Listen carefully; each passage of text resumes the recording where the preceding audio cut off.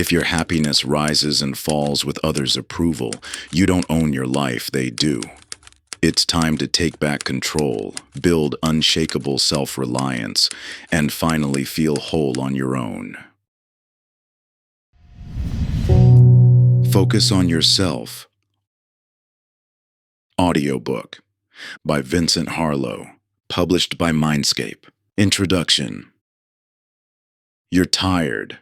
Not just physically, though that familiar weight of exhaustion certainly pulls at your shoulders, but tired in a deeper, more profound way. Tired of measuring your worth through others' responses, of feeling your mood rise and fall with each notification, of that gnawing anxiety when someone doesn't text back.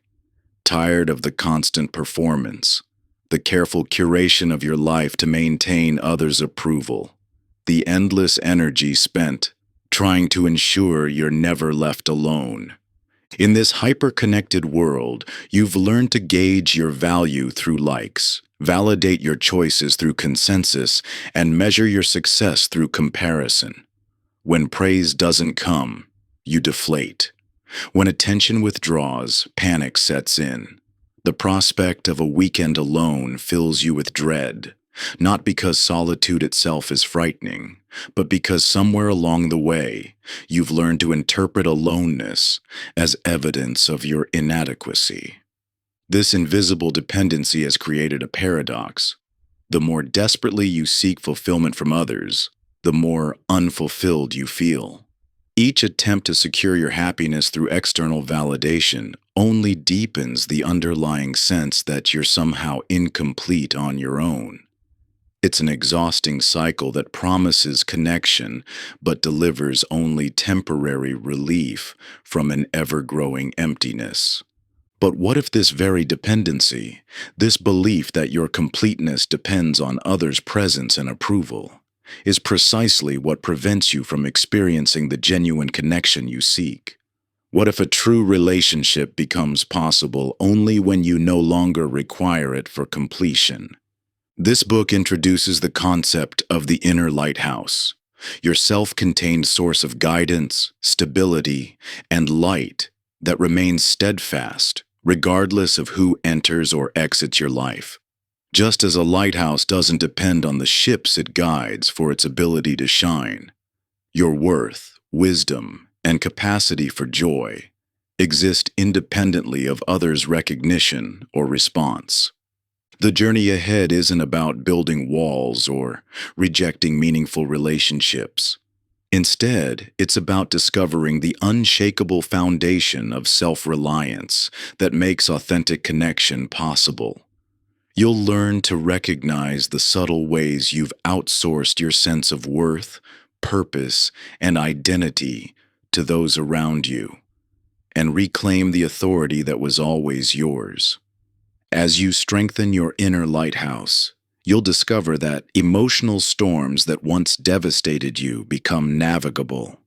The darkness of solitude transforms into a space of profound self-discovery. Most importantly, you'll understand that learning to focus on yourself isn't about diminishing your capacity for connection. It's about transforming it completely. This transformation offers something far more valuable than techniques for surviving alone. It offers the quiet confidence that comes from knowing you remain complete even when standing alone.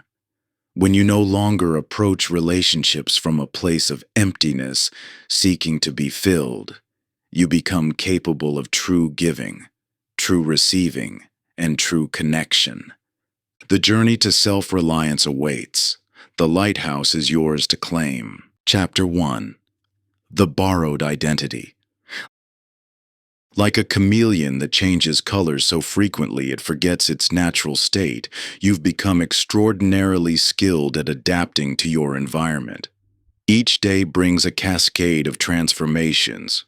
The agreeable colleague, who never rocks the boat. The attentive partner who anticipates every need. The perpetually supportive friend who sets aside their own concerns to hold space for others. You've mastered the art of becoming whatever each situation demands, whatever each person needs. This constant shape-shifting didn't happen overnight. From your earliest experiences, you learned that acceptance comes at the price of authenticity. Speaking up meant risking disapproval. Standing firm meant potential conflict. Having needs meant being difficult. Gradually, almost imperceptibly, you internalized a profound equation: safety equals adaptation.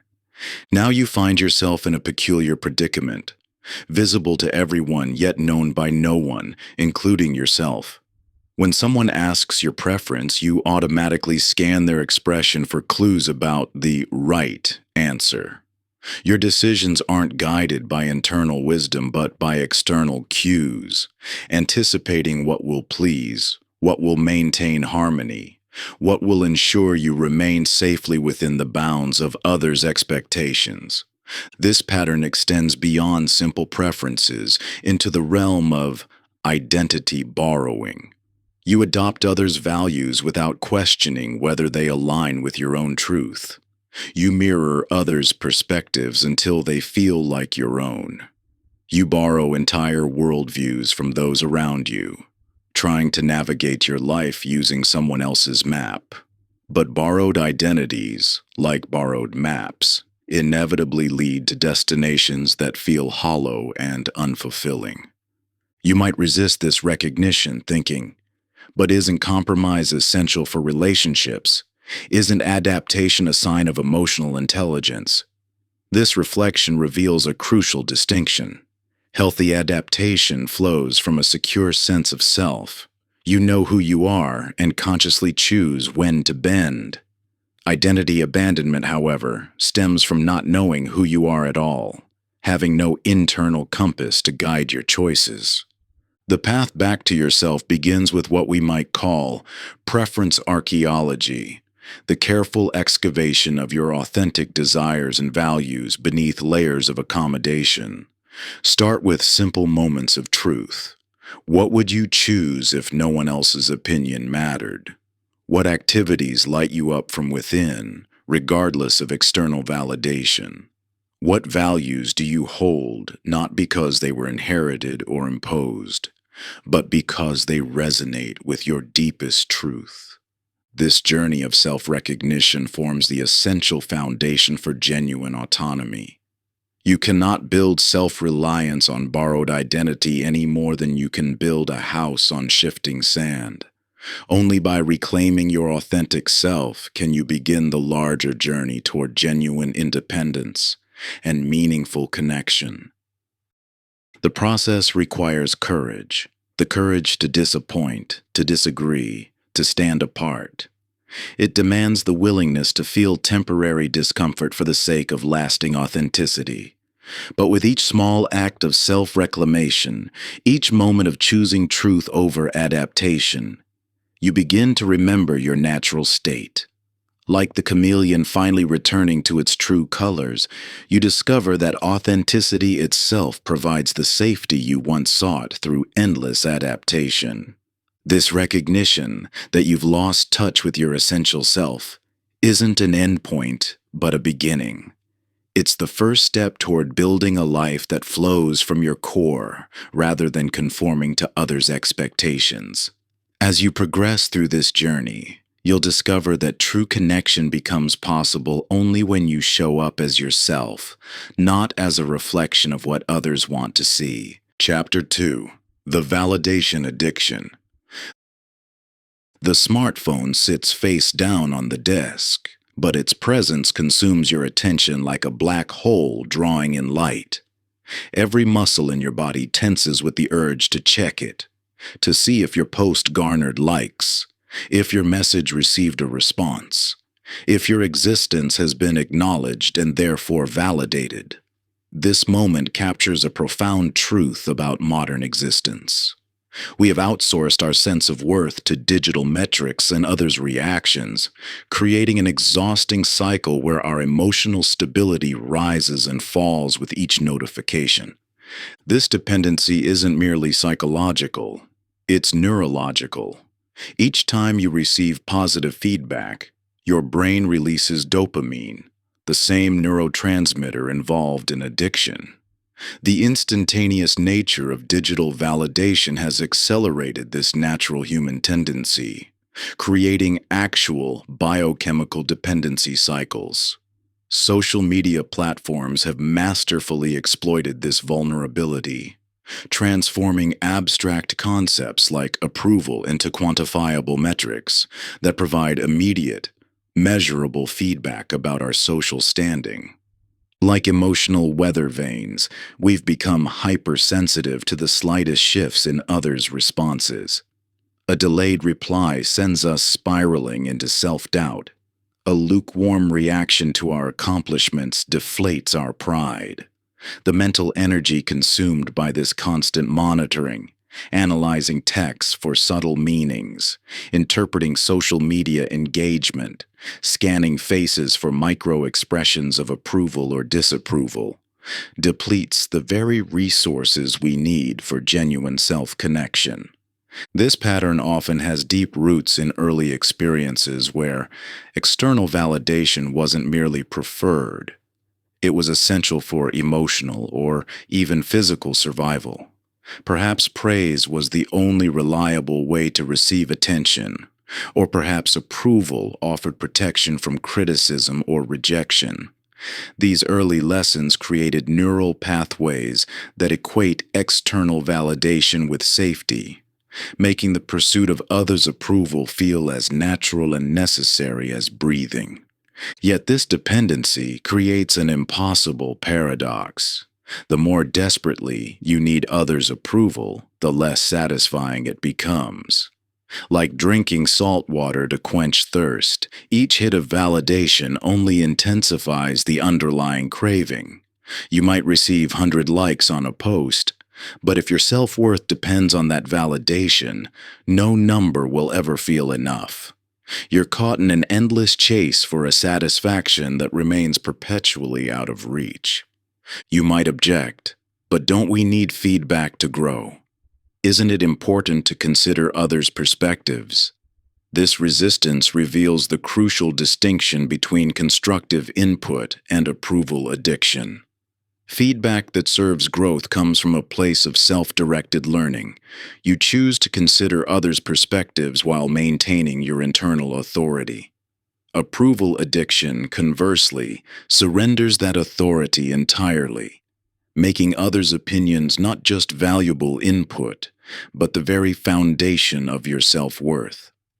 Breaking free from this dependency requires understanding the validation circuit, the unconscious pattern where every experience, achievement, or decision gets routed through others for approval before you allow yourself to feel its value.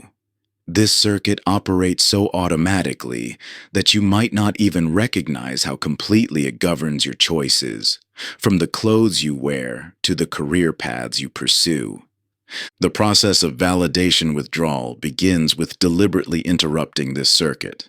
Start by delaying your response to the impulse to check for feedback. When you accomplish something, practice sitting with the achievement before sharing it. When you make a decision, resist the urge to immediately seek others' confirmation. These delays create space between action and validation. Space where you can begin to develop your own relationship with your experiences. As you practice validation withdrawal, you'll encounter uncomfortable sensations, anxiety, uncertainty, even panic. These feelings aren't signs of weakness. They're withdrawal symptoms from a very real dependency. Each time you sit with these sensations without seeking external relief, you strengthen your capacity for self-validation. You begin to recognize that while external approval might be pleasant, it's no longer necessary for your sense of worth or emotional stability. This liberation from approval addiction creates the essential foundation for genuine self-trust. When you're no longer perpetually oriented toward others' responses, you can finally hear your own inner guidance. The energy previously consumed by monitoring external feedback becomes available for genuine self-connection and authentic expression. Chapter 3. The Fear of Solitude. You know the feeling intimately. That surge of panic when plans fall through and an empty weekend stretches before you like an abyss. Your fingers instinctively reach for your phone, scrolling through contacts, seeking anyone available to fill those endless hours. Netflix autoplay becomes your companion, social media your constant distraction, busy work your shield against the silence that threatens to engulf you. Each moment alone feels like a reminder of disconnection rather than an opportunity for connection with yourself. This reflexive avoidance of solitude reveals a profound paradox of human experience. We often fear the very space where our deepest fulfillment resides. The distinction between loneliness and solitude is crucial here. Loneliness emerges from a perceived absence of connection, while solitude offers the presence of self-connection. Our culture has conflated these experiences, teaching us to interpret any moment alone as evidence of social failure, rather than an opportunity for internal abundance.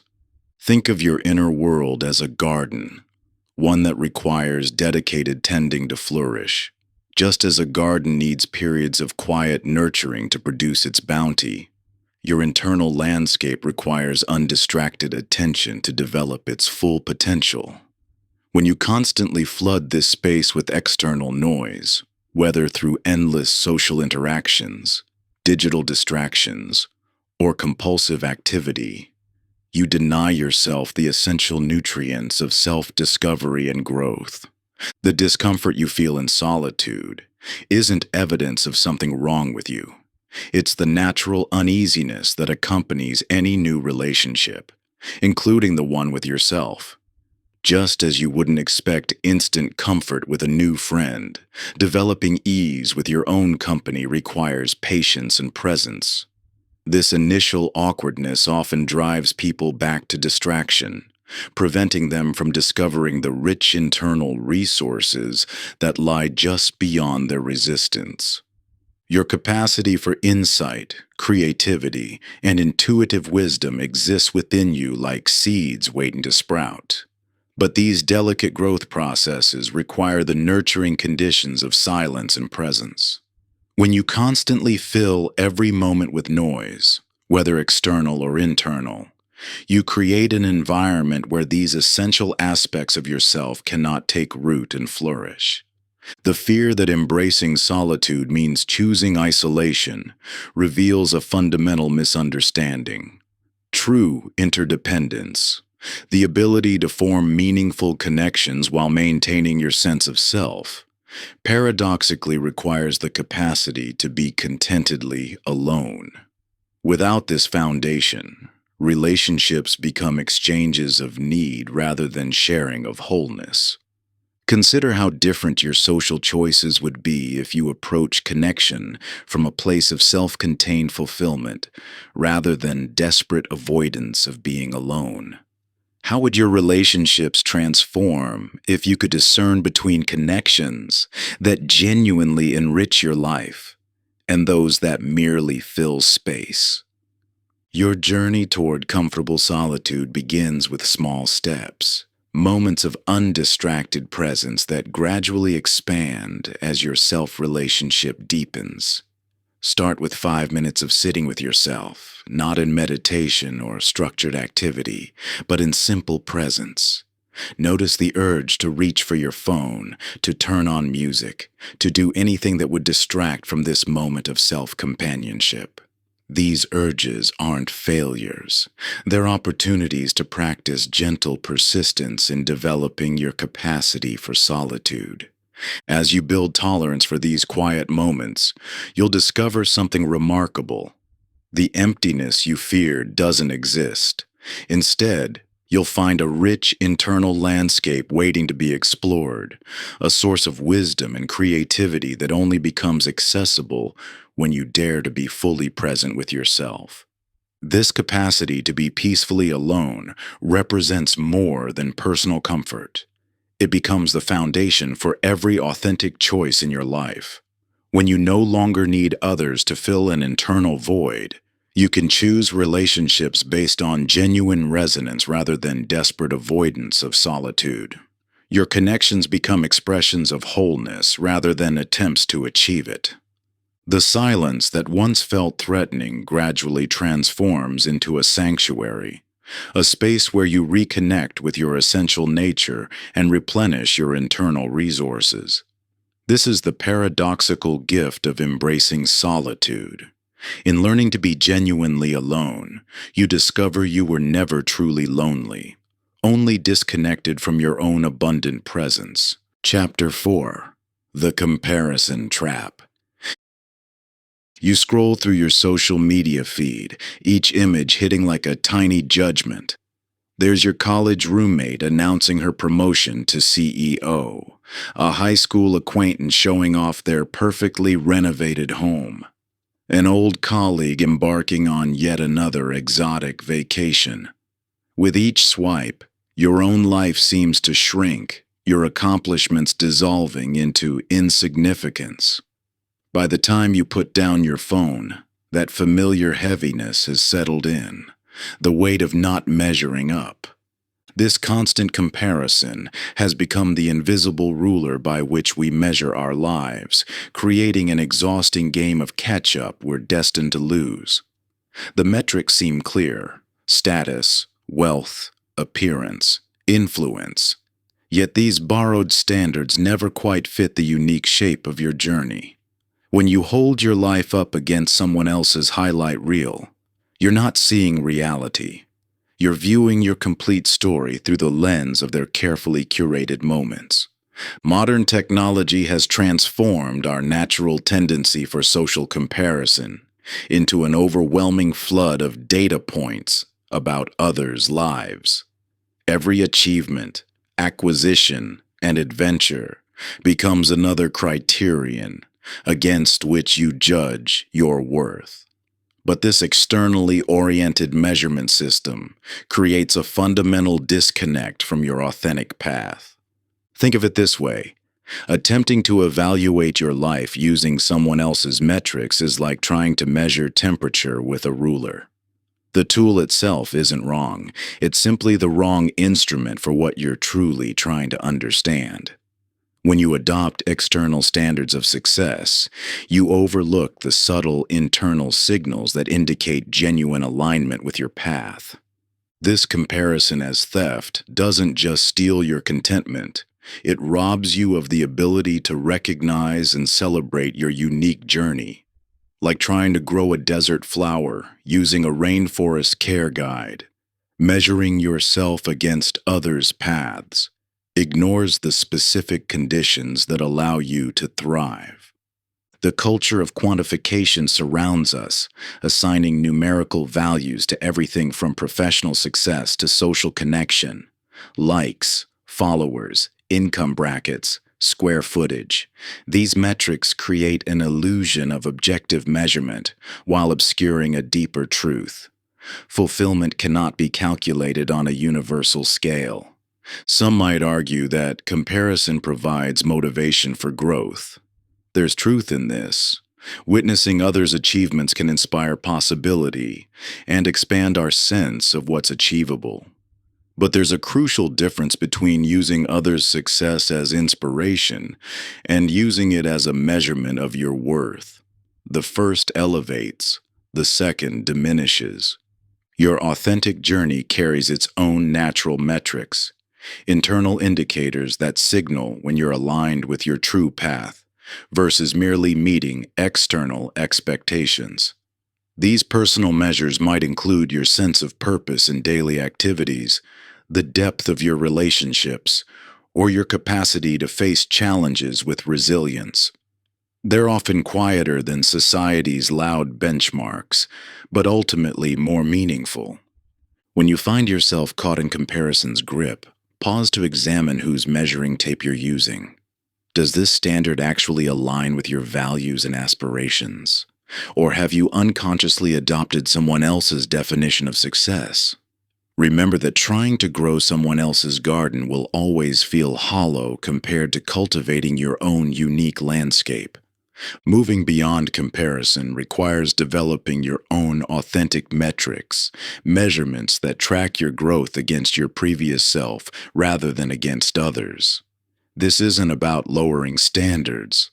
It's about aligning them with your genuine priorities. What truly matters to you? What changes would make your life feel more meaningful, regardless of how they appear to others? Examine areas where comparison habitually creeps in. For each external metric that triggers self-doubt, ask, how relevant is this to my authentic path? What would success look like if I were the only one measuring it? What alternative indicators might better reflect my personal growth and fulfillment? Creating metrics aligned with your authentic path requires radical honesty about what truly moves you forward versus what simply looks impressive to others. Your growth journey isn't about accumulating achievements that photograph well for social media. It's about developing the inner strength and clarity that allow you to navigate life's challenges with increasing wisdom and resilience. Start by identifying one area where external validation currently drives your choices. Perhaps it's your career trajectory, your fitness goals, or even your creative pursuits. Now imagine stripping away every external metric, the praise, the likes, the recognition. What remains? What would you still want to achieve if no one else ever knew about it? This reveals the seeds of your authentic metrics. The key is specificity, grounded in personal meaning. Instead of tracking generic measures like income or followers, you might measure how often you speak up in meetings when you disagree, or how many days you spend in deep creative flow regardless of the outcome. These personal metrics become powerful anchors for your journey toward genuine self-reliance, keeping you focused on internal growth rather than external validation. Remember that authentic metrics often feel uncomfortably personal at first. They may seem too simple or too subtle compared to the dazzling achievements society celebrates, but their power lies precisely in their intimacy, in their perfect alignment with your unique path and deepest values. Chapter 5. The Boundary Blindness. Imagine a kingdom with no defined borders, where anyone can wander in and take what they please, without clear boundaries marking where its territory begins and ends. This realm exists in a constant state of invasion. Its resources are depleted, its sacred spaces trampled, and its citizens exhausted from the endless intrusion. This kingdom represents your inner world when you haven't established clear boundaries. The inability to set and maintain healthy limits creates an unsustainable pattern of giving that depletes your essential energy. You find yourself saying yes when you desperately want to say no, taking on others' emotional burdens until you're drowning in them, and sacrificing your own needs to maintain harmony. This pattern didn't emerge by accident. It's often rooted in early experiences that taught you that your needs were secondary to others' comfort, or that setting boundaries meant risking rejection or conflict. Boundary blindness develops gradually as the lines between you and others become increasingly blurred. You lose sight of where you end and others begin, leading to a form of emotional osmosis where you absorb others' moods, responsibilities, and problems as if they were your own. This creates a paradoxical dynamic. The more you give without limits, the less you actually have to offer, until resentment and exhaustion become your constant companions. But boundaries aren't walls designed to keep others out. They're clear definitions that enable authentic connection. Think of your inner world as a sacred sanctuary with gates you consciously control. These gates don't prevent movement. They regulate it, ensuring exchanges happen intentionally rather than through unconscious invasion. This sanctuary requires different types of boundaries: physical ones that protect your space and energy, emotional ones that preserve your right to separate feelings, temporal ones that guard your time, and energetic ones that maintain your essential vitality. The fear of appearing selfish often prevents boundary setting, but this reflects a fundamental misunderstanding. Boundaries don't limit your capacity for giving. They ensure its sustainability. Without them, you're not truly giving from choice, but from compulsion, leading to what might be called emotional tithing, the systematic depletion of your inner resources until nothing remains. Each relationship dynamic presents unique boundary challenges. With people pleasers, you might struggle to trust their yes when you sense their hidden no. With boundary crossers, you face the task of maintaining limits despite persistent testing. With emotional dependence, you navigate the delicate balance between support and enabling. Each requires a different approach while maintaining the core principle. Your inner territory deserves protection. The signs of boundary violations often appear as subtle distress signals, persistent resentment, unexplained exhaustion, or a sense of invisibility in your own life. These feelings serve as important indicators that your inner sanctuary requires stronger protection. The challenge lies in recognizing these signals before complete depletion occurs. Boundaries around solitude become particularly crucial in maintaining your inner sanctuary. The capacity to protect your alone time, to say no to social obligations without guilt, to maintain periods of undisturbed reflection, directly connects to your ability to maintain a strong sense of self. These temporal boundaries create the space necessary for self-connection and renewal. The process of boundary mapping begins with honest reflection. Where do you consistently feel depleted? In which relationships do you regularly override your own limits? What situations trigger resentment? These questions reveal the areas where your inner territory requires clearer definition. The next step involves developing the language to communicate these boundaries with compassion rather than defensiveness, framing them as statements of self-respect rather than rejection of others. This careful definition of your personal territory creates more than just protection. It establishes the sacred space in which your authentic self can flourish. When you know where your boundaries lie, you can engage with others from a place of genuine choice rather than compulsion, transform resentment into respect, and create relationships based on mutual understanding rather than unconscious invasion. Each boundary you set becomes a cornerstone of self-trust, a declaration that your needs matter as much as anyone else's. This foundation of self-respect radiates outward, naturally commanding respect from others and attracting relationships that honor rather than challenge your limits. The clarity of your boundaries eliminates the exhausting dance of constantly negotiating your worth, allowing you to show up in relationships with your full presence and power intact. Chapter 6. The Decision Delegation.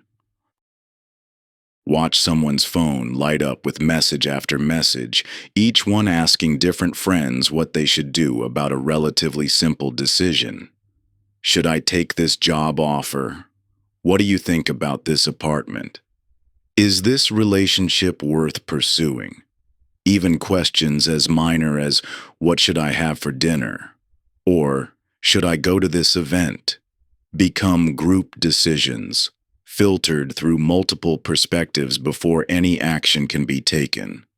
This constant consultation isn't just about gathering information, it's a symptom of a deeper pattern, the gradual surrender of your inner authority. Over time, you've learned to distrust your own judgment, believing that wisdom lies primarily in others' opinions rather than your own inner knowing. This pattern of decision delegation often begins early. Perhaps you grew up in an environment where your choices were constantly questioned or overruled. Maybe you learned that safety meant deferring to others' judgment, or that being responsible meant seeking consensus before taking action. These experiences create a form of decisional paralysis, where even small choices feel overwhelming without external validation. Think of your capacity for decision-making like an inner compass, a sophisticated instrument designed to guide you through life's complexities. But when you constantly override this internal guidance system by deferring to others' directions, it begins to atrophy.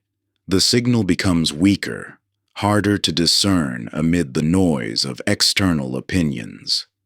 Soon, you find yourself unable to detect its subtle pointing toward what's right for you. The cultural context amplifies this challenge. In an age of constant connectivity, the ability to instantly poll dozens of people about any decision creates an illusion of wisdom. But this widespread consultation often leads to confusion rather than clarity. Each person you ask views your situation through their own lens, colored by their experiences, fears, and preferences. Their well-meaning advice may pull you further from your own truth rather than toward it. Different forms of decision delegation undermine your authority in distinct ways. Explicit advice-seeking hands over your power directly, while subtle approval checking erodes it gradually. Some people maintain the appearance of independent decision-making while internally running every choice through an imagined committee of others' opinions. Others delay decisions indefinitely, waiting for some external sign to confirm their choice. Consider trying to navigate a boat while constantly polling the passengers about which direction to take. Each person sees different landmarks, holds different preferences about the destination, and experiences different levels of comfort with various routes. The resulting journey becomes chaotic, inefficient, and ultimately frustrating for everyone involved. This is what happens when you navigate life through continuous external consultation rather than developing trust in your own capacity to chart your course. The path to reclaiming your inner authority begins with recognition. Notice how often you seek unnecessary input on decisions that could and should be made from your own center of knowing. Observe the physical sensations that accompany both aligned and misaligned choices. When you make decisions that truly resonate with your inner truth, your body often signals this through a sense of expansion or relief, even if the choice itself is challenging. Conversely, decisions that override your internal knowing often create subtle tension or constriction, even when they seem logical on the surface. Building decision sovereignty requires starting small. Begin with low-stakes choices made solely from internal guidance. What do you truly want for lunch today? Which route do you naturally feel drawn to take home? What activity would genuinely recharge you right now? Make these decisions quickly, without consultation, and notice what happens when you honor your initial impulse. A crucial aspect of this practice involves distinguishing between your authentic voice and internalized external voices that masquerade as internal guidance. That critical inner monologue questioning your every choice. It's often an amalgamation of absorbed external judgments rather than your true knowing. Your authentic voice tends to be quieter, clearer, and more focused on what feels right than on what others might think. Unlike the harsh, demanding tone of internalized criticism, your genuine inner guidance speaks with steady clarity, free from the need to justify or defend its wisdom. When you tune into this authentic voice, you'll notice it doesn't waste energy comparing your choices to others or forecasting potential disapproval. It simply illuminates what rings true for you in this moment. The more you learn to recognize and trust this subtle yet unwavering presence, the easier it becomes to separate it from the noise of accumulated external expectations and judgments that have taken up residence in your mind. Chapter 7. The Foundation of Presence. You know the scene well, a restaurant during the lunch rush. Most solo diners hunch over their phones, scrolling endlessly or pretending to be deeply engaged in work emails. Their discomfort radiates as they try to look busy, occupied, anything but alone. Yet occasionally you spot someone different, someone who sits with quiet confidence, fully present with their meal, neither hiding from their solitude nor needing to fill it. They emanate a sense of completeness that draws subtle glances from others who wonder at their secret. That secret isn't a special technique or hard-won skill. It's simply the natural state of someone who has remembered how to be their own companion. This capacity for self-presence forms the foundation of all genuine autonomy. Without it, even the most sophisticated strategies for self-reliance will fail to take root. In our hyper-connected world, we've developed what could be called presence amnesia, a forgotten ability to simply be with ourselves without constant distraction or escape. Like a muscle that atrophies from disuse, our capacity for self-presence has weakened under the constant assault of notifications, updates, and the cultural mandate to always be doing something. This erosion manifests as perpetual partial attention, a state where we're never fully present with anything or anyone, least of all ourselves. We float in a liminal space between activities, between conversations, between moments, always anticipating the next thing rather than fully inhabiting the current one. Think of presence as an inner homecoming. You're not learning something new, but returning to a self you've long abandoned in the rush to keep pace with an accelerating world. This self hasn't gone anywhere. It's simply been waiting patiently beneath the layers of busyness, distraction, and noise that characterize modern life. When you first attempt this homecoming, you may encounter resistance. Sitting with yourself without distraction can feel like meeting a stranger, one who makes you oddly uncomfortable. This discomfort isn't a sign something's wrong. It's the threshold guardian protecting deeper self-knowledge. The very fact it feels challenging signals you're approaching something important. Presence operates on multiple dimensions simultaneously. There's physical presence, the simple awareness of bodily sensations, breath, and movement. Emotional presence allows you to acknowledge and experience feelings without immediately trying to change or escape them. Mental presence involves observing your thoughts without becoming completely absorbed in their stories. Environmental presence connects you to your surroundings, grounding you in the immediate reality of where you are. Some resist cultivating presence, believing it conflicts with productivity and achievement in a competitive world. Yet presence actually enhances effectiveness, like cleaning a lens through which you view everything else. When you're fully present, you make better decisions, connect more authentically with others, and access deeper resources of creativity and insight. Think of your attention as a precious resource that's been scattered across countless demands. Devices, obligations, relationships, worries about the future, regrets about the past. Developing presence involves gradually reclaiming these fragments of awareness, gathering them back into a coherent whole.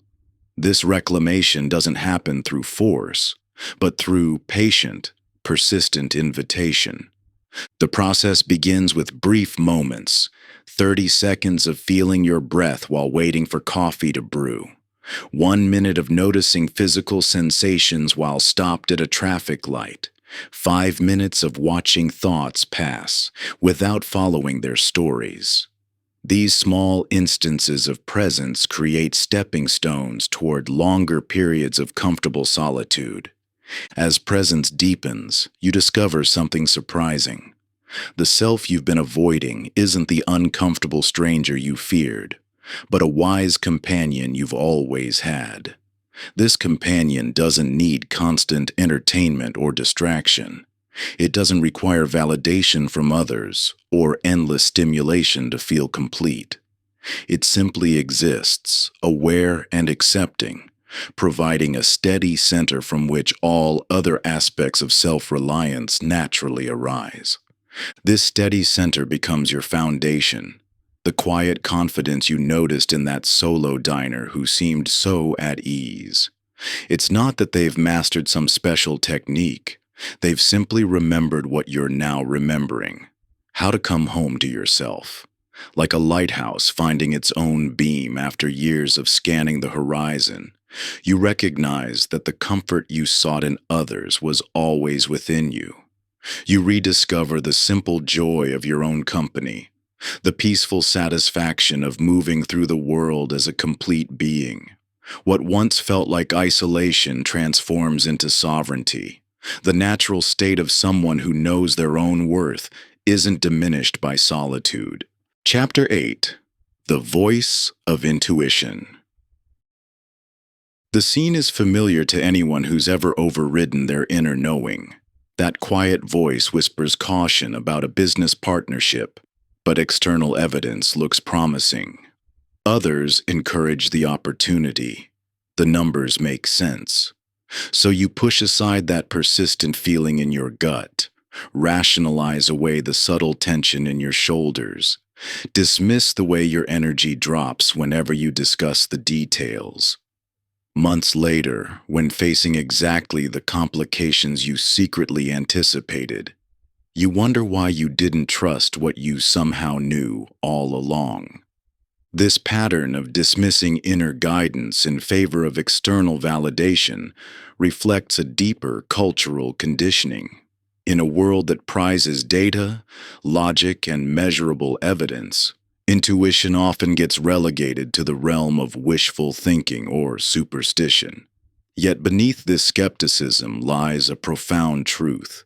Your intuition represents your nervous system's ability to process vast amounts of information beyond conscious awareness, recognizing subtle patterns that your analytical mind hasn't yet pieced together. Think of intuition as a radio frequency that's always broadcasting. Like any radio signal, it can be drowned out by louder noise. The shoulds and musts of social conditioning, the anxious chatter of worst-case scenarios, the competing voices of others' opinions. Over time, you may forget how to tune into this quieter station, but it never stops transmitting. The challenge isn't developing intuition. It's removing the interference that blocks its reception. This inner guidance system speaks in a distinctive voice. Unlike fear, which shouts, demands immediate action, and creates chaos, genuine intuition arrives with quiet certainty. Even when delivering challenging messages, it brings a sense of peace, the relief of acknowledging what you already know. It doesn't argue or try to convince. It simply presents the truth, leaving you free to accept or ignore its counsel. Your intuitive language may be expressed through multiple channels.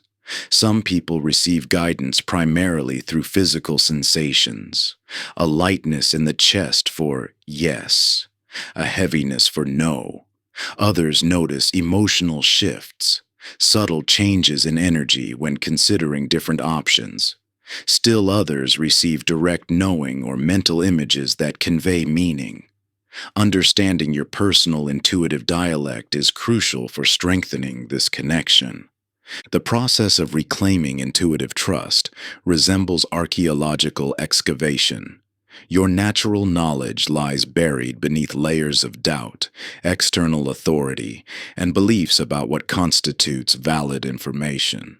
Each time you clear away these accumulated sediments, questioning assumptions about what you should trust, challenging the notion that others know better than you uncover more of this essential capacity. Many resist trusting intuition because they've had experiences of following what they thought was inner guidance only to face unwanted outcomes. However, this usually results from confusing authentic intuition with its imposters, fear disguised as protection, wishful thinking masquerading as possibility, or conditioned responses presenting as natural knowledge. True intuition has distinct qualities. It persists quietly despite rationalization, maintains consistency over time, and feels clean rather than charged with emotion. Creating space for clearer intuitive reception requires specific conditions. The signal strengthens in moments of presence, when mental chatter subsides enough to notice subtler information. It speaks more clearly when you're not grasping for answers but remaining open to guidance. Most importantly, it builds trust through small experiments. Learning to recognize and test its guidance in low-stakes situations before relying on it for major decisions. The process begins with validation, looking back at past experiences where you sensed something your logical mind couldn't explain. Times when you just knew, even without knowing how you knew. These memories build evidence of your intuitive capacity, creating a foundation for greater trust. From this base, you can begin experimenting with intuitive guidance in current situations, starting small and gradually expanding as your confidence grows. As you strengthen this connection, you'll discover that intuition offers more than just warning signals or decision guidance. It provides a constant stream of information about your alignment with authentic truth, helping you navigate choices large and small from a place of inner knowing rather than external validation. This capacity becomes increasingly crucial as you progress on the journey toward genuine self-reliance, offering clear internal direction amidst the noise of conflicting advice and societal pressures.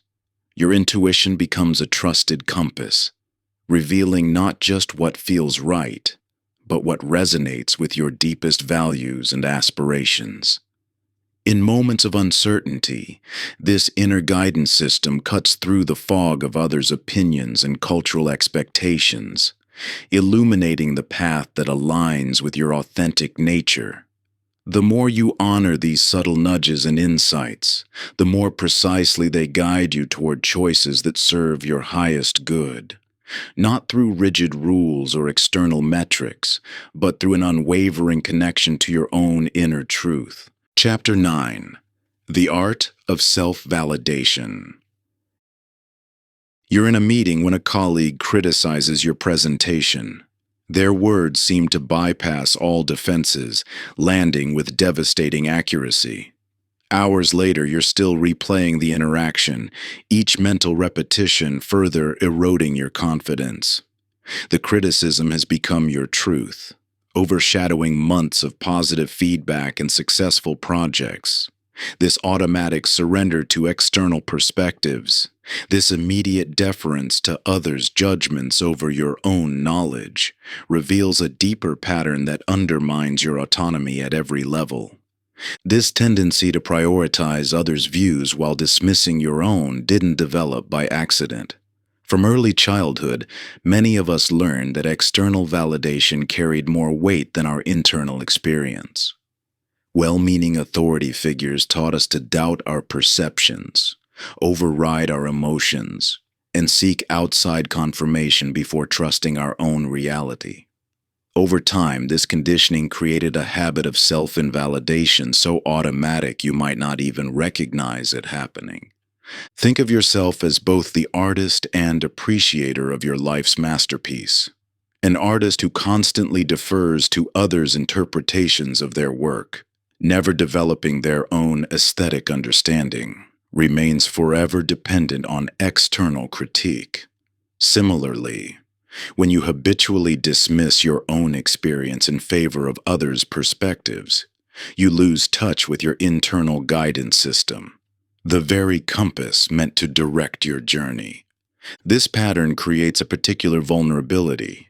When you don't validate your own experience, you become dependent on external validation that can never fully satisfy. Others' approval becomes addictive precisely because it's attempting to fill a role that only self-validation can truly fulfill.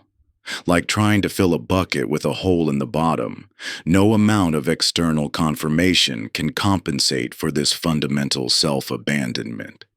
The journey towards self-validation requires developing what could be called dual consciousness, the ability to simultaneously experience your life while witnessing it with compassionate awareness. This isn't about becoming defensive or refusing all external input.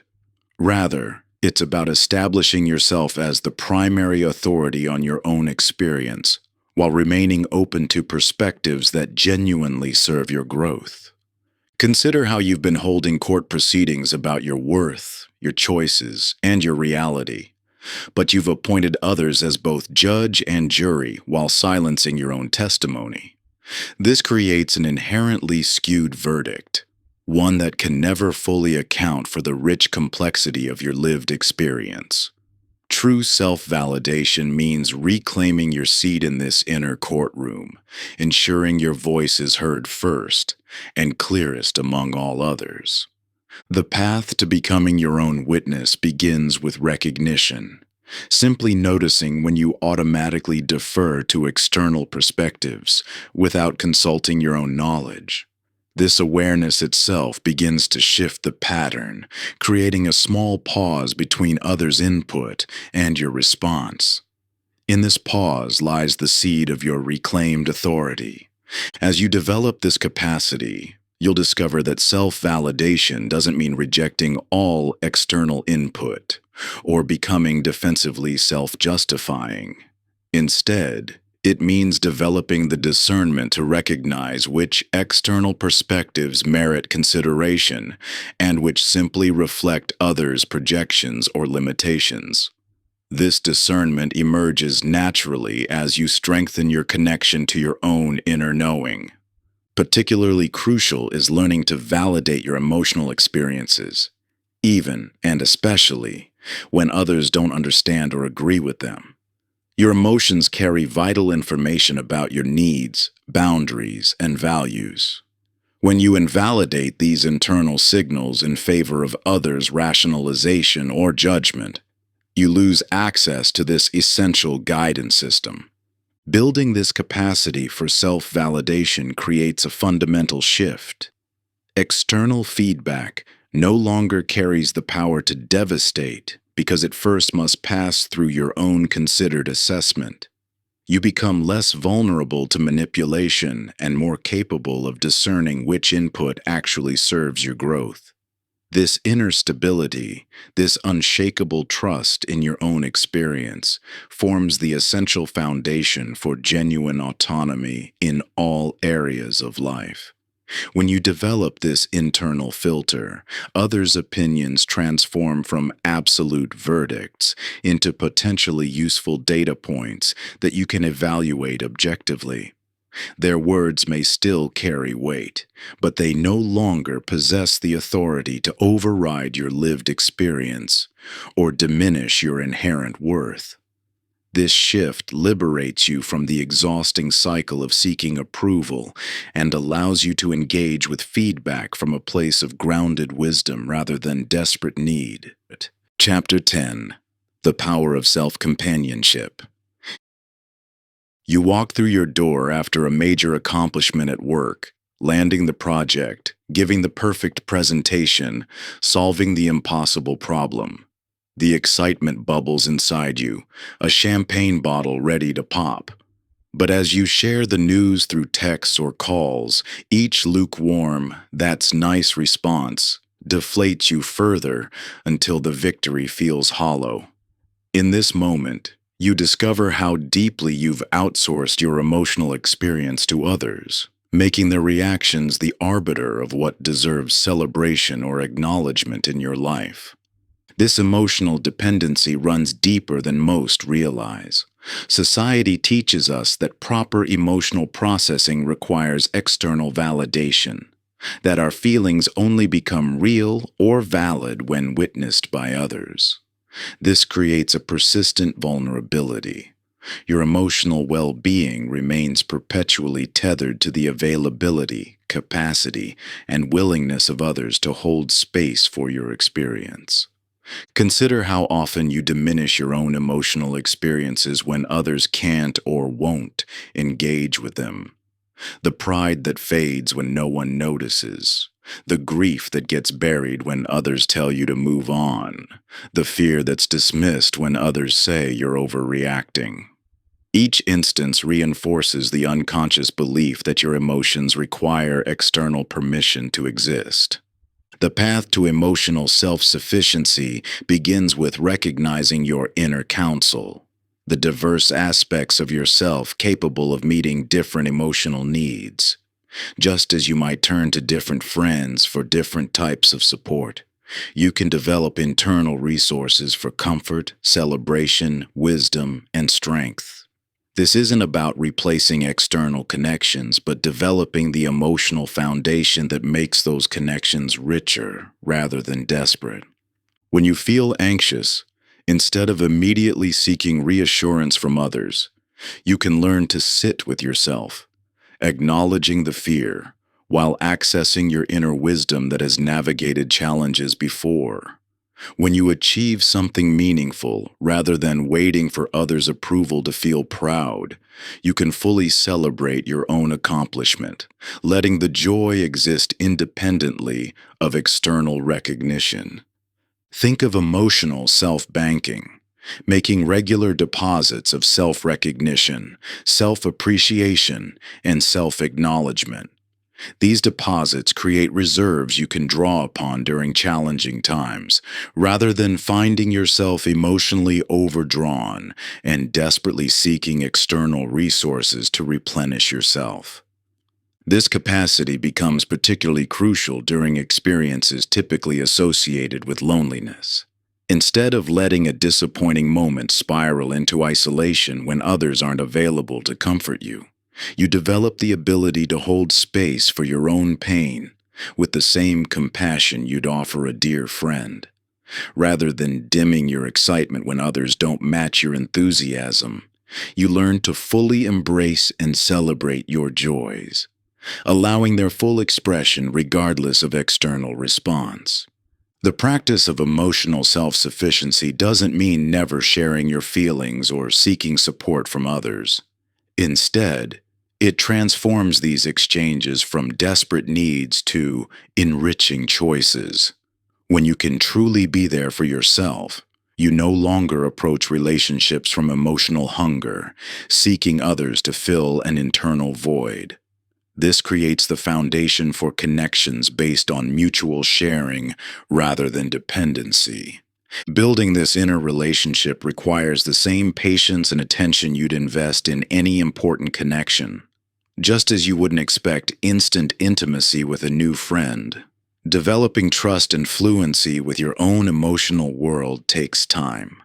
Start by simply witnessing your emotions without immediately seeking external validation or resolution. Practice sitting with your experiences, whether pleasant or painful, and offering yourself the presence you typically seek from others. As this capacity develops, you'll discover a profound shift.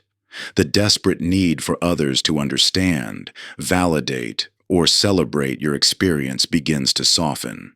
You become capable of holding the full range of your emotional life, neither suppressing it nor requiring external permission for its expression. This creates a remarkable freedom, the ability to share authentically with others while remaining grounded in your own emotional truth.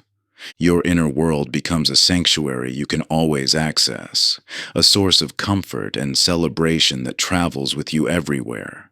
This doesn't isolate you from others. Rather, it enables you to connect from wholeness instead of need.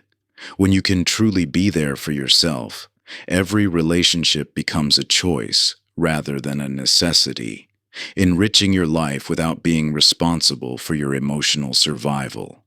Like a garden you've carefully tended, your inner sanctuary flourishes with self-trust and understanding, nourishing you through both storms and sunshine.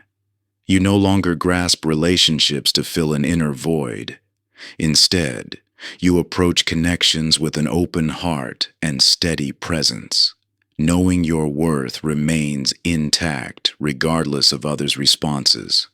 This profound shift transforms not only how you relate to yourself, but how others experience you, drawing them naturally to the authentic strength you now embody. Chapter 11. The Comfort with Discomfort. You're facing that familiar moment, uncomfortable emotions rising like a tide, and your hand instinctively reaches for the phone, the food, the remote, anything to dull the intensity of what you're feeling. This automatic response to discomfort shapes your life in ways you might not realize, creating invisible boundaries that limit your potential for growth and genuine autonomy. Your relationship with discomfort determines the boundaries of your life. Think of emotional resilience like a muscle. It develops through progressive challenge, not through constant protection.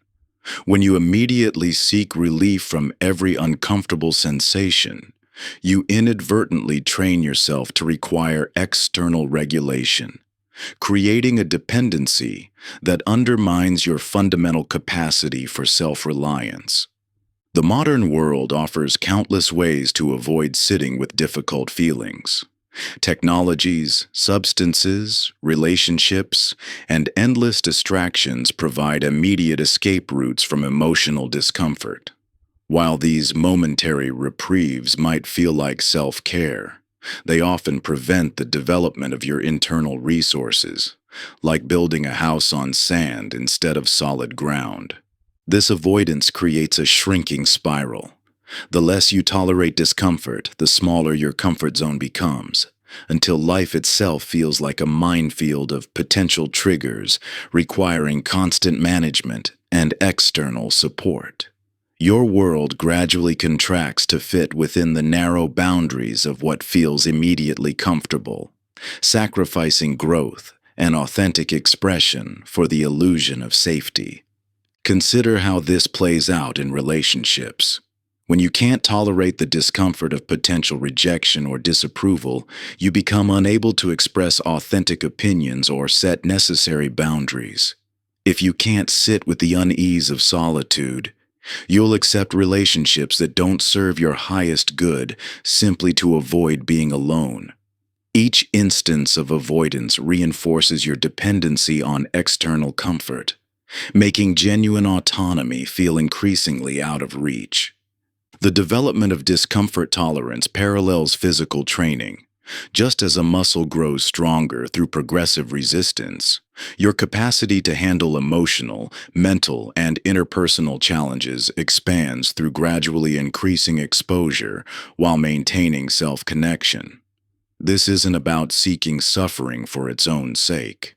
It's about developing the internal strength necessary for genuine independence. This growth edge appears in various dimensions: the physical sensations of anxiety or stress, the emotional weight of difficult decisions, the social pressure of standing alone in your convictions. Each area requires its own form of training, building specific aspects of inner resilience. The key lies in distinguishing between purposeless pain and productive discomfort, the kind that signals expansion rather than injury. Your current comfort zone has specific contours shaped by past experiences and learned responses. Becoming aware of these boundaries, where you automatically reach for external support or distraction, provides the map for intentional expansion. Like a skilled cartographer, you can begin to chart the territories that feel challenging, identifying specific areas where increased tolerance would support greater autonomy.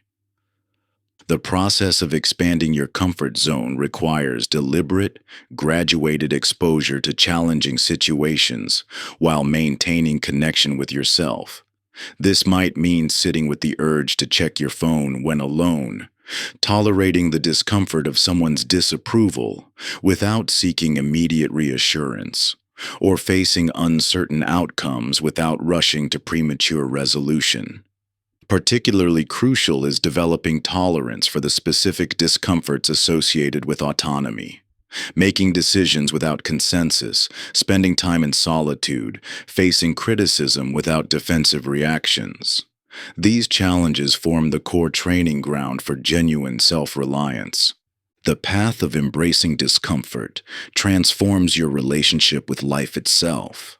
Rather than organizing your existence around avoiding challenges, you develop the capacity to move toward growth edges with curiosity and courage.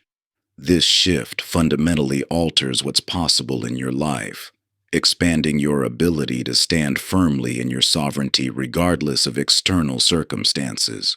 Each moment of sitting with discomfort while maintaining self-connection builds the inner strength necessary for genuine independence. This isn't about becoming impervious to difficulty. It's about developing the resilience to remain self-connected through challenge, knowing that your capacity to handle discomfort far exceeds what your avoidance patterns would have you believe. The profound paradox emerges. By embracing productive discomfort rather than seeking constant comfort, you develop the very strength that makes comfort possible from within. This internal resilience becomes the foundation for authentic self-reliance, enabling you to navigate life's challenges without requiring external support or approval to feel secure. As you strengthen this muscle of sitting with difficulty, you discover an unexpected truth. The very discomfort you once avoided becomes a trusted ally in building unshakable inner stability. Your relationship with challenge transforms from one of fear and resistance to one of curiosity and growth, knowing that each moment of productive discomfort expands your capacity for genuine independence. This isn't about becoming immune to life's difficulties, but rather developing an unwavering trust in your ability to remain centered regardless of external circumstances. Chapter 12. The Stillness Within Chaos. Picture a hurricane, a massive system of chaotic winds and torrential rains swirling with devastating force. Yet at its center lies the eye, a space of perfect stillness where the sky opens and calm prevails. This natural phenomenon holds a profound truth about human experience. Even in life's most turbulent moments, an unshakable center of peace remains accessible within you. Your relationship with external chaos shapes the quality of your inner life. When circumstances dictate your emotional state, you become like a leaf in the wind, tossed about by every shift in the environment, every challenging interaction, every unexpected change. This reactivity creates an exhausting cycle of instability that often leads to seeking anchors outside yourself, in other people, controlled environments, or carefully maintained routines. But external anchors inevitably fail. People leave or disappoint, circumstances change, routines get disrupted. True stability can only come from within, from developing the capacity to maintain inner steadiness, regardless of what storms rage around you. This isn't about achieving a permanent state of tranquility or denying the reality of life's challenges. Rather, it's about developing the ability to hold your center, even as you fully experience and respond to whatever arises. Like the sky that remains unchanged while holding all weather patterns, you can learn to maintain presence while experiencing the full range of life's conditions. Consider how reactivity drains your vital energy. Each unconscious response to external triggers sends waves of stress hormones through your system, clouding judgment and depleting the resources needed for effective action. This creates a vicious cycle. The more reactive you become, the less access you have to your natural wisdom, leading to choices that often create more chaos rather than clarity. Centeredness operates on multiple levels. Physical centeredness grounds you in your body, providing a tangible anchor when emotions or thoughts become overwhelming. Emotional centeredness allows you to experience feelings without being consumed by them. Mental centeredness helps you maintain perspective rather than getting lost in stories and interpretations.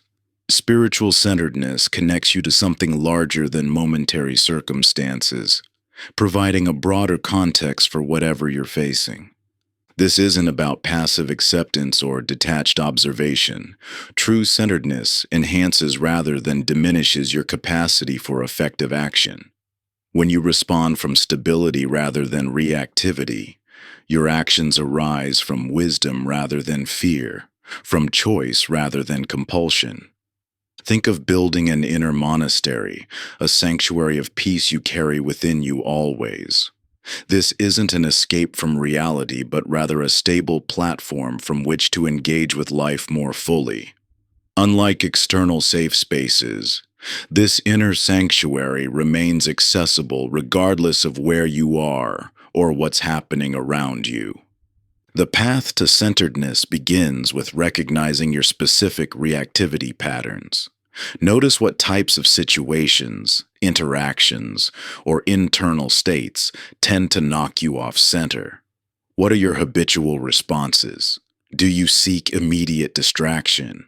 Call someone for reassurance. Try to control your environment. Understanding these patterns is the first step toward transforming them. Developing centeredness requires practice in progressively challenging conditions. Begin by finding your center in relatively calm moments, perhaps during your morning routine or in nature. Notice what this centered state feels like in your body. What sensations indicate you're connected to your stable core? This bodily awareness becomes your compass for returning to center when circumstances become more challenging. As you build this capacity, gradually practice maintaining centeredness in more demanding situations. During difficult conversations, stay connected to your breath and body rather than getting pulled into reactivity. When facing professional pressure, pause to find your center before responding. When emotional storms arise, let them move through you while staying anchored in your deeper stability. The ultimate test and reward of this practice comes in those moments when you would typically seek others to regain stability.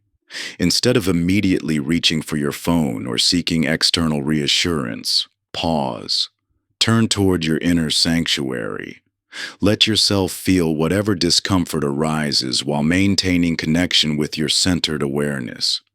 This isn't about rejecting support when needed, but rather about developing the capacity to generate stability from within. This inner steadiness becomes the foundation for genuine self-reliance. When you know you can return to the center regardless of external circumstances, you no longer need to control your environment or depend on others for emotional regulation. This frees you to engage with life and relationships from a place of choice rather than necessity, wisdom rather than reactivity. Chapter 13. The Authentic Connection. Every relationship you enter becomes a mirror reflecting your relationship with yourself. When you approach connections from a place of inner emptiness, desperately seeking someone or something to complete you, you create partnerships built on need rather than genuine connection. This desperate seeking manifests in countless subtle ways. The constant need for reassurance, the fear of expressing disagreement, the tendency to mold yourself to others' preferences, the panic when someone needs space. But imagine approaching relationships from a fundamentally different foundation, not as an incomplete being seeking wholeness through others, but as someone already completely choosing to share their fullness. This shift transforms everything: the dynamics you create, the boundaries you maintain, the love you can both give and receive. The paradox of authentic connection lies in this truth.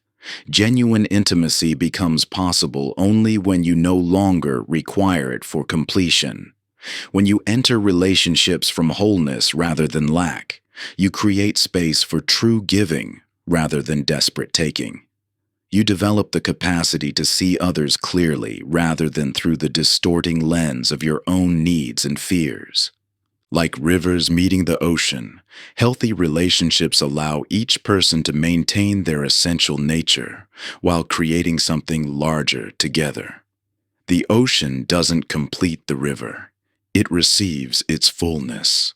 Similarly, authentic connections don't exist to fill your emptiness, but to celebrate and enhance your inherent completeness.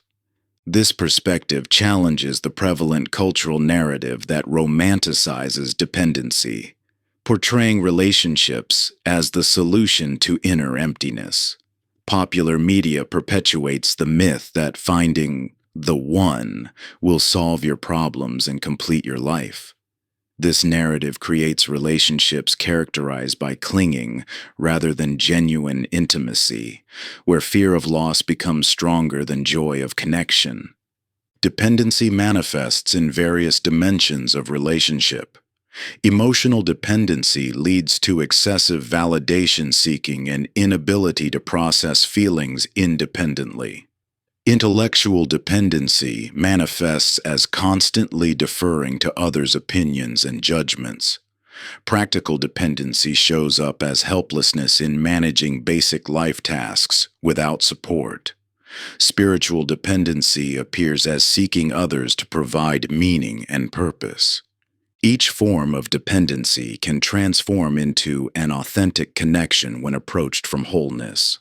Emotional self-sufficiency allows you to share feelings rather than dump them. Intellectual autonomy enables genuine exchange of ideas rather than passive acceptance. Practical capability creates partnerships of choice rather than necessity. Spiritual independence permits sharing of meaning rather than desperate seeking. Consider the metaphor of relationship as garden rather than crutch. A garden enhances life through mutual growth and cultivation, while a crutch merely compensates for perceived deficiency. When you relate from wholeness, you create connections that enrich rather than merely support, that expand rather than simply sustain. This shift requires examining your current relationships honestly. Notice where dependency patterns exist, where you abandon your truth to maintain harmony, where you compromise your needs to preserve connection, where you silence your wisdom to avoid conflict. These patterns signal areas where developing greater self-sufficiency would actually deepen rather than diminish intimacy. The journey toward wholeness-based relating begins with small experiments in authentic expression. Practice stating preferences even when they differ from others. Allow space between contacts without filling it with anxiety. Process emotions independently before seeking support. Each act of self-reliance builds your capacity for genuine connection. This particularly applies to romantic relationships, often most characterized by unhealthy dependence. True intimacy paradoxically requires the ability to stand alone, to know that while you deeply value your partner's presence, you remain complete even in their absence. This inner security creates the foundation for love based on choice rather than necessity, appreciation rather than need. Moving toward wholeness-based relating doesn't mean becoming emotionally distant or rejecting support. Rather, it means developing the inner resources that allow you to receive support from choice rather than desperation. It means creating relationships characterized by freedom rather than obligation, growth rather than stagnation, depth rather than superficial attachment. When you approach relationships from this foundation of inner wholeness, you transform every interaction. Your presence becomes a gift rather than a demand. Your love flows from abundance rather than scarcity. Even your vulnerabilities become opportunities for authentic sharing rather than desperate pleas for validation. This shift allows both you and your relationships to breathe expand, and evolve naturally, without the suffocating pressure of emotional dependency. Chapter 14: The Freedom of Boundaries. When you finally find the courage to say no to an unreasonable request, you experience a peculiar mixture of guilt and unexpected liberation. That moment of boundary setting becomes a threshold between your old pattern of endless accommodation and a new possibility of conscious relating. While the guilt whispers that you're being selfish or risking rejection, a deeper wisdom recognizes this boundary as an act of profound self-respect that paradoxically creates the foundation for more authentic connection. This struggle with boundaries reflects a fundamental misunderstanding about the nature of healthy relationships. You've been conditioned to believe that love means unlimited access, that caring requires constant availability, and that saying no somehow diminishes connection. Yet this boundaryless approach inevitably leads to the very outcome you fear most: disconnection, as resentment builds beneath the surface of your endless giving.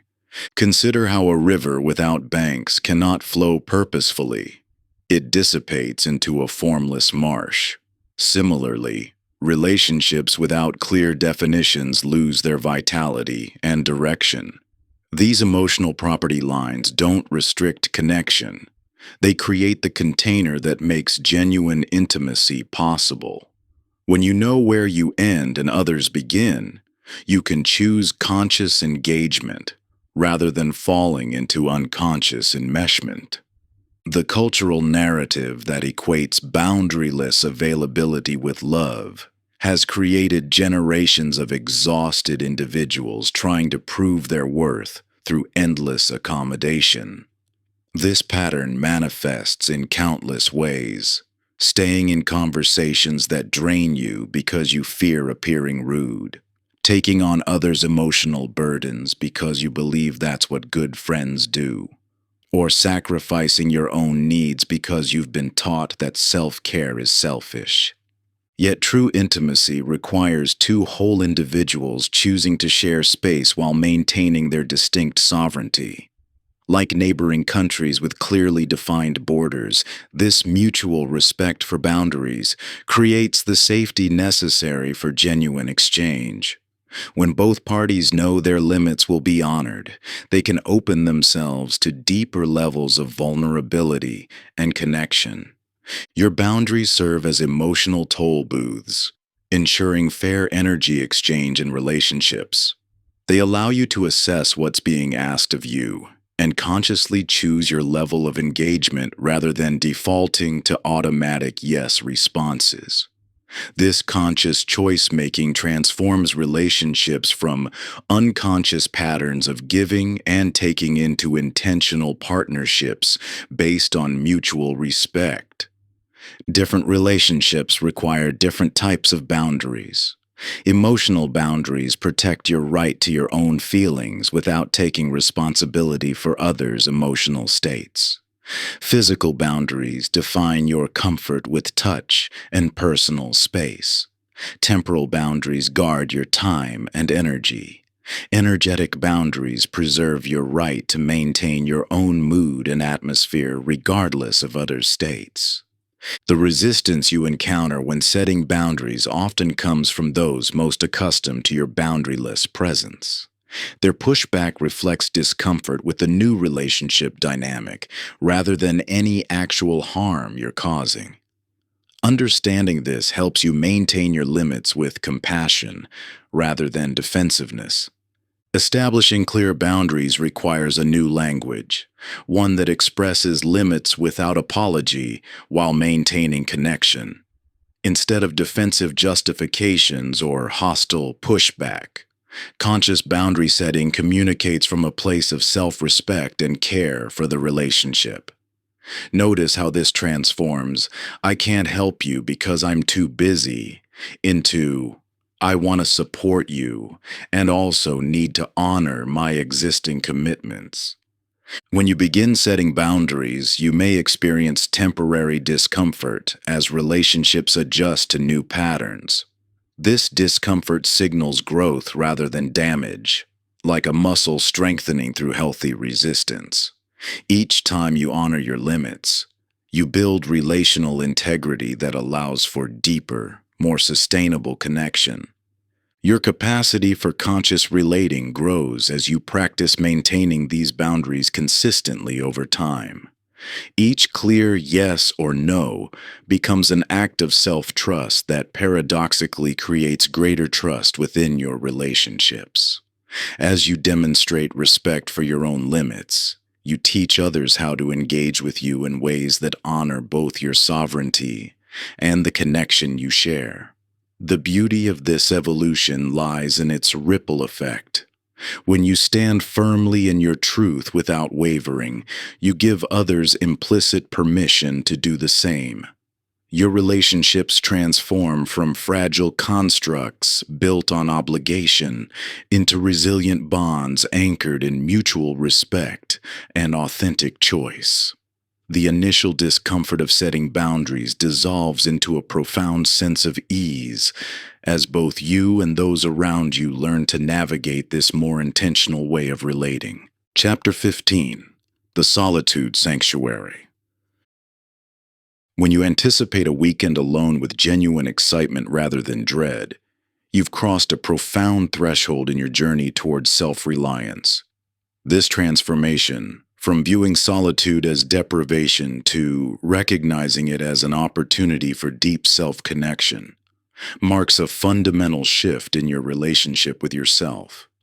In our hyper-connected world, the mere suggestion of intentional disconnection often triggers resistance. Constant accessibility has become not just normalized but expected, creating an environment where choosing solitude can feel almost rebellious. Yet this very resistance points to its necessity. The more our external world demands constant connection, the more essential intentional solitude becomes for maintaining internal clarity and autonomy. Consider the metaphor of roots and branches. A tree's visible growth, its leaves, flowers, and fruits, depends entirely on the invisible development happening beneath the soil. Similarly, your visible flourishing in relationships, work, and life emerges from the hidden inner growth that occurs only in solitude. Without regular nourishment of these roots through intentional alone time, even the most impressive external achievements remain vulnerable to the storms of circumstance. This cultivation of self-relationship requires more than merely being alone. Many people spend considerable time physically alone, while remaining mentally tethered to others through devices, social media, or constant external orientation. True solitude practice involves creating both physical and psychological space for genuine self-presence. The dimensions of this practice extend far beyond mere quiet contemplation. Creative solitude allows for uninhibited self-expression, without concern for others' judgment or approval. Recreational solitude develops your capacity to genuinely enjoy activities without needing others to validate or share the experience. Restorative solitude provides the essential space for processing emotions, integrating experiences, and replenishing internal resources depleted by constant engagement. Think of yourself as an inner garden requiring regular tending. Just as a garden needs consistent care rather than sporadic intense effort, your relationship with yourself thrives on regular intentional cultivation. This means creating not just physical space but temporal sanctuary, protected time dedicated solely to nurturing your self-relationship. The resistance you may encounter when establishing this practice often comes from both external and internal sources. Others accustomed to your constant availability may initially interpret your need for solitude as rejection. Internally, you might feel guilty for prioritizing self-connection over constant accessibility. Understanding that this resistance reflects outdated patterns rather than genuine needs helps maintain your commitment to this essential practice. Your solitude sanctuary becomes both a physical space and a regular rhythm in your life. This isn't about escaping relationships, but about maintaining the internal clarity that makes genuine connection possible. When you regularly immerse yourself in self-relationship, you develop a reservoir of inner fullness that transforms how you engage with others. Instead of seeking to fill internal emptiness through constant connection, you bring the gift of your self-contained wholeness to every interaction. The quality of your solitude practice directly influences the quality of your connections. Without regular self-connection, relationships often become unconscious attempts to fill an inner void. But when grounded in strong self-relationship, your connections emerge from choice rather than necessity, generosity rather than need.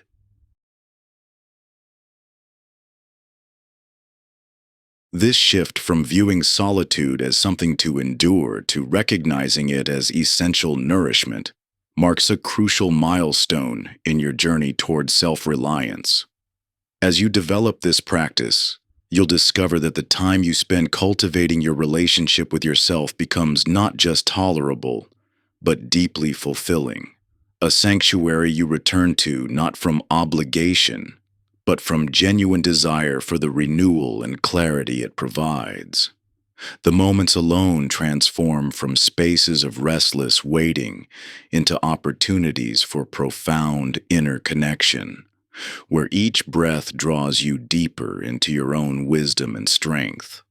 What once felt like an empty void gradually reveals itself as a wellspring of creativity, insight, and emotional sustenance that no external relationship could possibly provide. Your solitude becomes a sacred meeting ground where you encounter yourself anew, free from the constant noise of others' expectations and demands. Chapter 16: The Aligned Decision-Making. The moment you confidently decline an opportunity that looks impressive on paper but feels misaligned with your authentic path marks a profound milestone in your journey of self-reliance. This capacity to trust your inner knowing even when it contradicts external expectations represents the ultimate integration of self-trust and autonomous choice. Most life dissatisfaction stems not from obvious failures, but from successes achieved through choices made from external reference points. These decisions create lives that appear enviable from the outside while feeling hollow within. The prestigious career that drains your spirit, the relationship that looks perfect but feels empty, the lifestyle that impresses others while leaving you unfulfilled. Each represents a choice made from external alignment rather than internal truth. Decision-making becomes the ultimate practice of self-trust, requiring integration of every aspect of self-reliance developed through your journey. It demands the presence to hear your inner voice, the boundaries to resist external pressure, the resilience to face uncertainty, and the wholeness to choose from abundance rather than scarcity. Imagine an inner council table where different aspects of yourself gather to inform decisions. Fear sits there, offering protective wisdom about genuine risks. Ambition brings insights about growth and potential. Practicality speaks to resource management and timing. But at the head of this table sits your authentic core, the quiet, centered presence that knows what truly aligns with your path. This council doesn't operate by majority vote. Each aspect contributes perspective, but your centered self holds final authority. The challenge of aligned decision-making intensifies in a world saturated with shoulds expectations, and carefully curated images of success. Social media amplifies the pressure, constantly showing paths others have chosen and implicitly suggesting you should follow. Cultural narratives about what constitutes a good life, a successful career, or a meaningful relationship create powerful currents pulling against authentic choice. Yet externally motivated decisions, no matter how logically justified, inevitably lead to regret or resentment. The initial relief of meeting others' expectations gradually transforms into a heavy weight of misalignment. Each choice made from external reference points takes you further from your authentic path, creating a life that fits everyone's vision except your own. Different life domains require distinct applications of centered decision-making. In relationships, alignment manifests as choices that honor both connection and autonomy. Career decisions made from the center prioritize meaningful contribution over status. Lifestyle choices align daily rhythms with natural energy patterns rather than cultural norms. Purpose-driven decisions emerge from internal calling rather than external validation. Decision resonance provides a powerful tool for recognizing alignment. Beyond logical analysis, your body holds wisdom about which choices truly match your authentic path.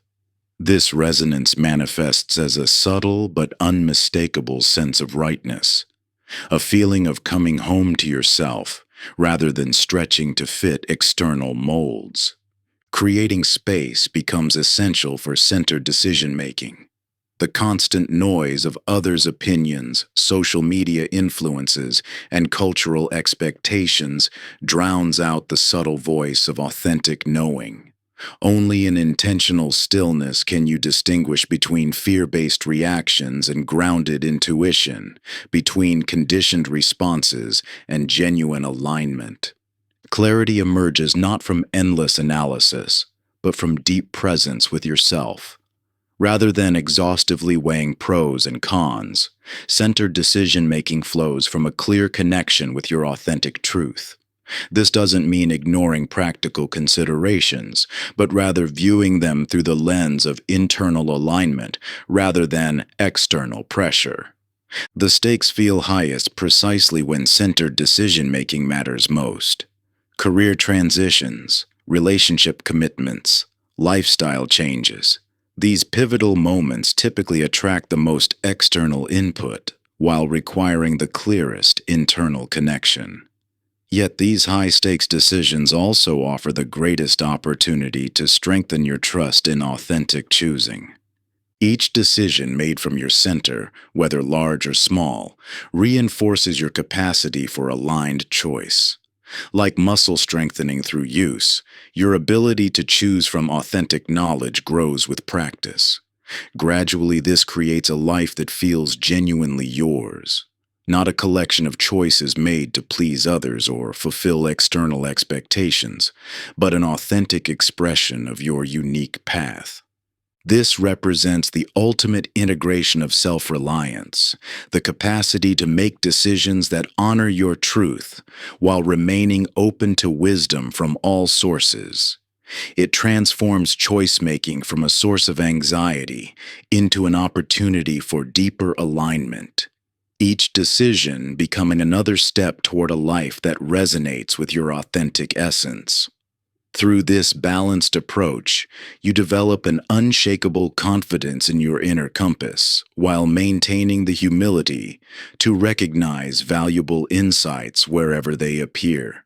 The anxiety that once paralyzed your decision-making dissolves into quiet certainty, not because you've eliminated uncertainty, but because you've learned to trust the wisdom that emerges when you remain grounded in your truth while engaging thoughtfully with the world around you. Chapter 17. The Creative Solitude. Watch someone in the midst of pure creative flow, completely disconnected from social media, phones, and others' opinions, and you witness the rare emergence of genuine originality. This moment, when authentic expression finally breaks through the layers of accumulated influence, represents a profound shift from imitation to true creation. In today's hyper-connected world, most of what we consider original thought is actually an unconscious remix of external inputs. The constant stream of content through social media, entertainment, and even casual conversation creates a crowded mental environment where authentic expression struggles to emerge. Like trying to hear a whispered truth in a room full of shouting voices, your unique perspective gets drowned out by the cacophony of external opinions. Think of your creativity as an artesian well, a natural underground stream of original thought and expression that flows spontaneously when given the right conditions. But instead of drilling down to access this source, most people spend their energy digging where others point, searching for creativity in the same depleted locations. The result? Work that feels derivative, expression that seems inauthentic, and a nagging sense that your true voice remains buried somewhere beneath the surface. This pattern extends far beyond traditional creative pursuits. Your unique perspective on life, your natural style of communication, your authentic way of moving through the world. All these expressions of originality become compromised when constantly filtered through external validation. The premature sharing of nascent ideas, the habit of checking reactions before fully developing thoughts, the unconscious adoption of others' aesthetics. These behaviors gradually erode your connection to authentic self-expression. The challenge lies not in generating originality.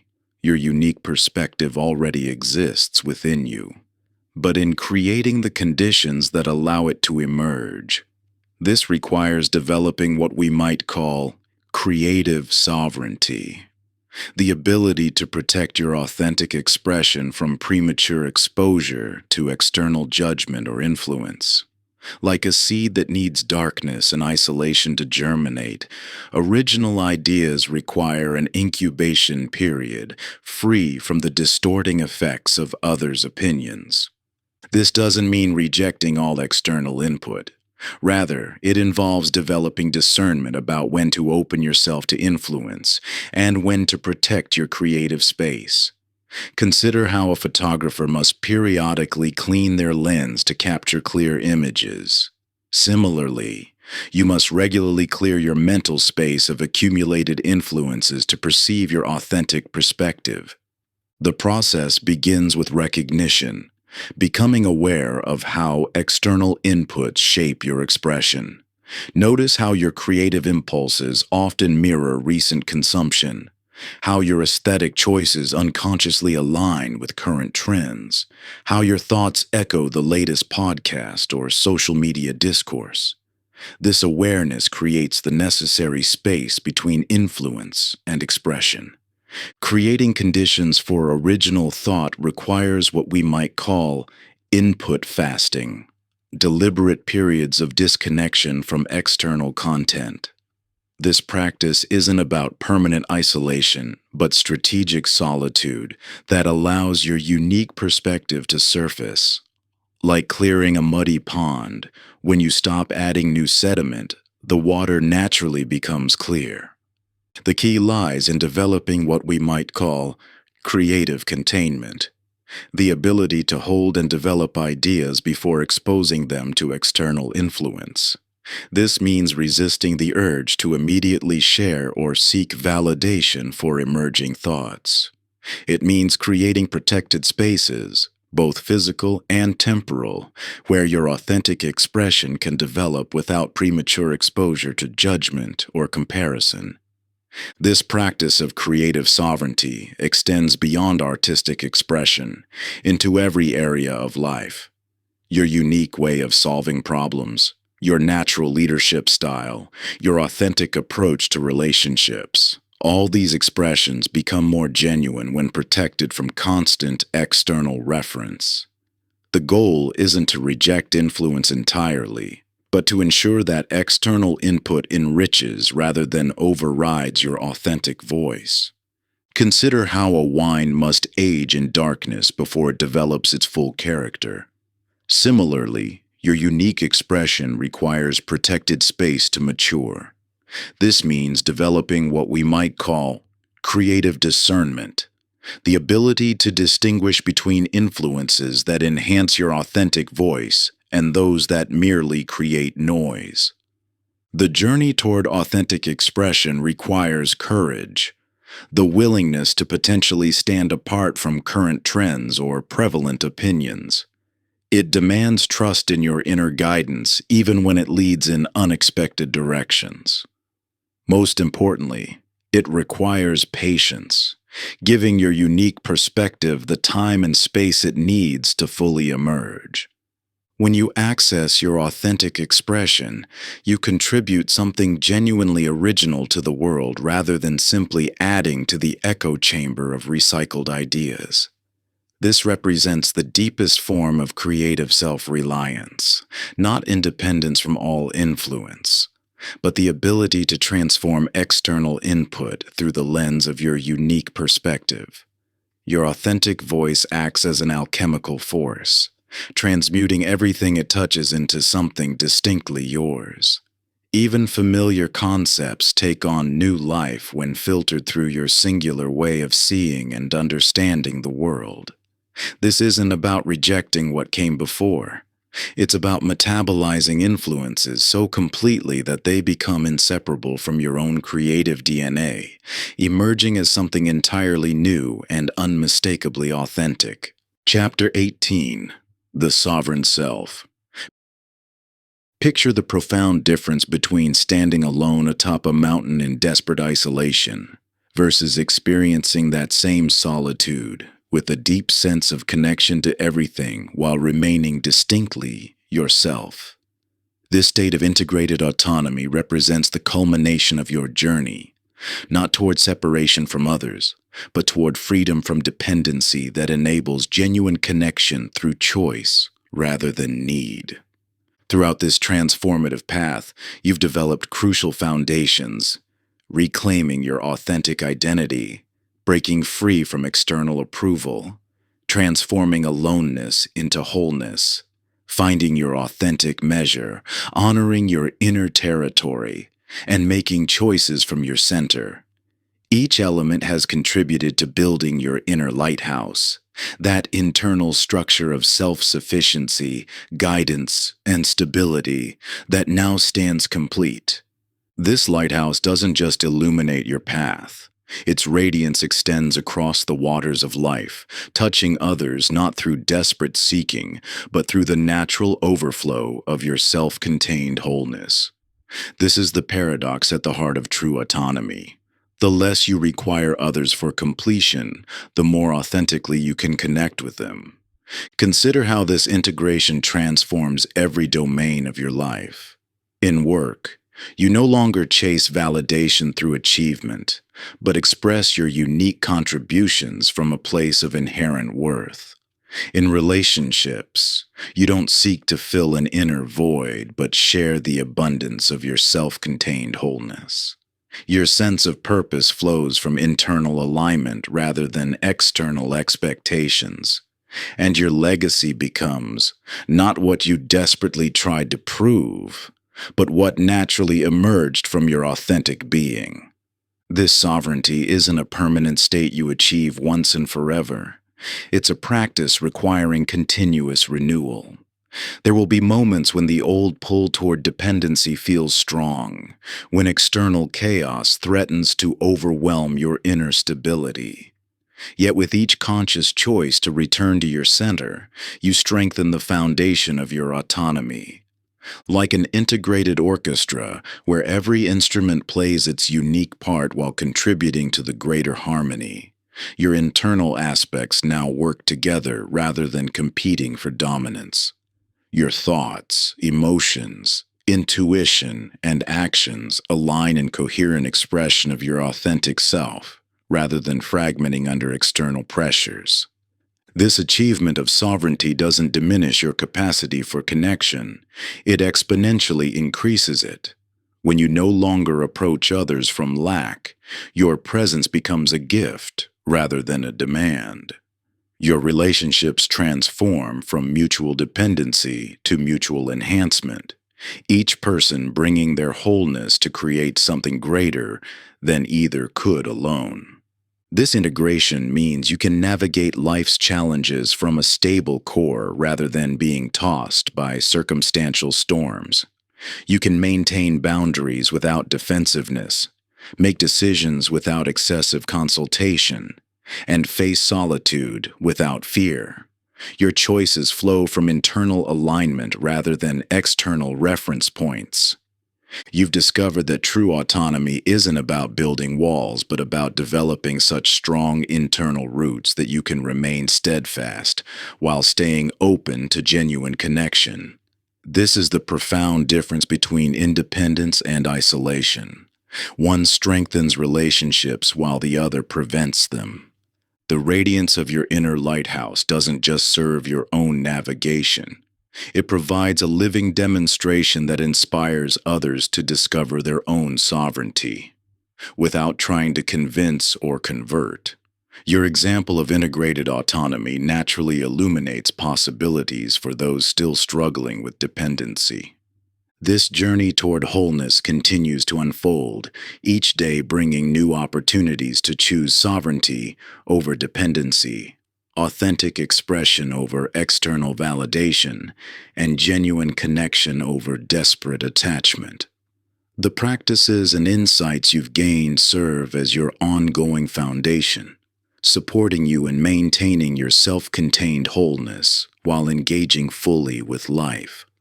As your inner strength deepens, you'll find yourself naturally gravitating toward choices that honor your truth, rather than simply pleasing others. What once felt like difficult sacrifices now emerge as natural expressions of self-respect, and the energy you previously spent managing others' perceptions now flows into authentic self-expression. Your relationships transform from sources of validation into opportunities for genuine sharing, each interaction enriched by the wholeness you bring to it. Conclusion. As we reach the final chapters of this journey together, let's acknowledge an essential truth. The path to self-sovereignty isn't a destination you reach once and remain at forever. It's a continuous practice, one that includes both profound moments of connection with your inner strength and inevitable periods where you might find yourself slipping back into old patterns of dependency. This oscillation isn't failure. It's the natural rhythm of growth. Throughout these chapters, we've explored how seeking completion through others creates the very emptiness it attempts to fill. When we approach relationships from a place of need, we paradoxically diminish our capacity for genuine connection. Yet when we cultivate self-reliance, we discover the authentic intimacy we've always longed for becomes possible precisely because we no longer require it for completion. Your inner lighthouse, constructed through dedicated practice and self-discovery, now stands as more than just personal illumination. It serves as a beacon not only for your path, but for all those who witness your journey toward wholeness. Each component we've explored, from cultivating presence and trusting intuition, to setting clear boundaries and making aligned decisions, contributes to a life where relationships enhance, rather than define your sense of self. Many fear that focusing on self-reliance leads to isolation, but we've discovered the opposite truth. Genuine interdependence becomes possible only through healthy independence. When you no longer approach others from a place of desperate need, you become capable of offering the greatest gift possible, your wholeness rather than your dependency. This creates a powerful ripple effect, as your example of self-connection inspires others to discover their own autonomy. Maintaining these practices isn't always easy in a world that often rewards dependency and questions those who choose to stand in their sovereignty. External pressures, old conditioning, and challenging circumstances will test your commitment to self-reliance. Yet each time you choose to return to your center rather than seeking external solutions, you strengthen this foundation of inner sufficiency. You've discovered that being complete isn't about having everything figured out or never needing support. It's about knowing that regardless of who enters or exits your life, you remain fundamentally whole. This wholeness allows you to offer genuine love from a place of abundance rather than seeking it from scarcity. The light you've ignited within yourself doesn't dim when you connect with others. It grows stronger through authentic sharing rather than desperate seeking. You've learned that true connection doesn't require the surrender of your sovereignty, but rather springs from the confident offering of your genuine self. Remember, you are already complete, not despite being able to stand alone, but because you've rediscovered how to be fully alive in your own presence. This is the foundation from which all meaningful connections can grow, not from necessity, but from choice, not from emptiness seeking to be filled, but from wholeness seeking to be shared. Thank you for joining me on this journey. Remember, you're capable of so much more than you know. Now, take the next step and make it happen.